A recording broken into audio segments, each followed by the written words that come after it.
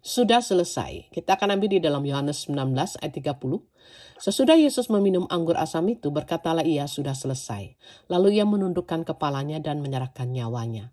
Perkataan sudah selesai ini adalah perkataan ke-6 dari 7 perkataan terakhir Yesus di atas kayu salib. Dan setelah dia menyelesaikan perkataan ini, maka dia melanjutkannya dengan perkataan, ya Bapa, ke dalam tanganmu kuserahkan nyawaku. Kata sudah selesai ini dalam bahasa Yunani dipakai kata tetelestai yang berarti sudah selesai ya. Dan di dalam transaksi bisnis kata ini juga dipakai untuk menyatakan bahwa hutang yang sudah ada itu sudah dibayar dengan lunas.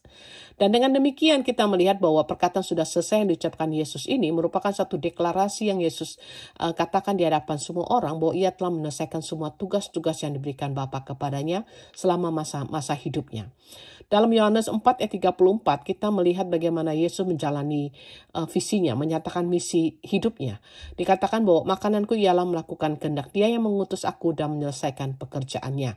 Demikian juga di dalam 2 Timotius 4 ayat 6-7 kita mengenalkan Paulus yang juga menyatakan sebuah pernyataan yang pasti yang memastikan dirinya bahwa pada saat menghadapi saat kematian tidak ada lagi penyesalan karena ia telah menjalankan segala misi Tuhan di dalam hidupnya dengan baik dan penuh tanggung jawab.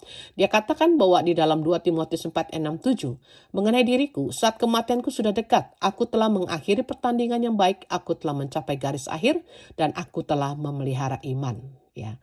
Nah, selayaknya lah kita juga berpikir tentang sesuatu ya sebelum kita mengembuskan nafas yang terakhir.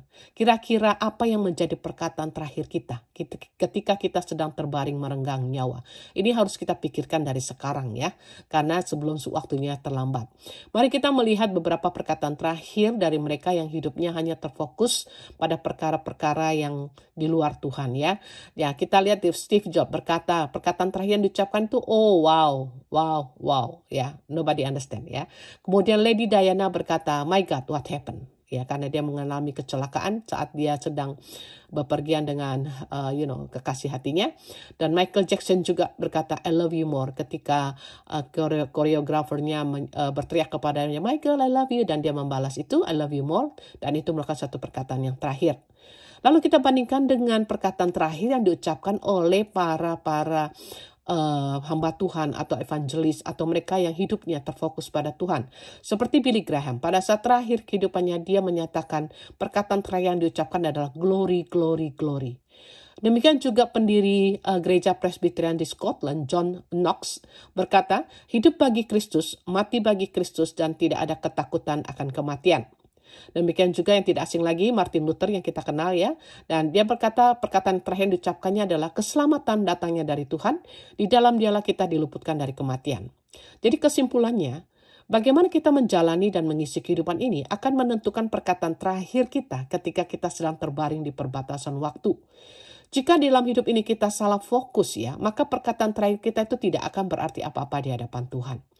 Ada banyak ya orang yang bergumam sesuatu yang tidak jelas atau mengucapkan sesuatu yang tidak dimengerti menjelang kematiannya.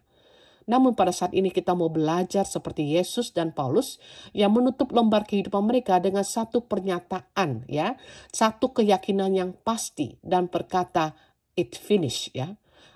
Paulus berkata dia juga sudah menyelesaikan semuanya dengan baik dan menyerahkan nyawa mereka kepada Tuhan. Dan kita harus belajar seperti yang dikatakan di dalam Yohanes 9 ayat 4. Kita harus mengerti konsep ini. Kita harus mengerjakan pekerjaan Dia yang mengutus aku selama masih siang, akan datang malam di mana tidak ada seorang pun yang dapat bekerja. Artinya bekerjalah selama masih siang ya. Nah, artinya bahwa selama kesempatan masih diberikan ya, selama masih ada kekuatan dan kemampuan kita, dan terakhir, sebelum semuanya menjadi terlambat, mari kita dengan tekun melaksanakan apa yang menjadi visi dan misi Tuhan dalam kehidupan kita. Dan tentunya kita tidak dapat menyelesaikan visi dan misi itu kalau kita belum mengetahuinya. Jadi bagi kita yang belum mengetahui visi dan misi kita, kehidupan kita sebagai orang percaya, carilah tahu lebih dahulu dan kemudian baiklah kita menyelesaikan dengan baik dan jalani kehidupan ini dengan moto kehidupan daripada Tuhan Yesus. Makananku ialah melakukan kehendak Dia yang mengutus aku dan menyelesaikan pekerjaannya. Kiranya Tuhan memberkati dan memberikan kemampuan kepada kita. Amin.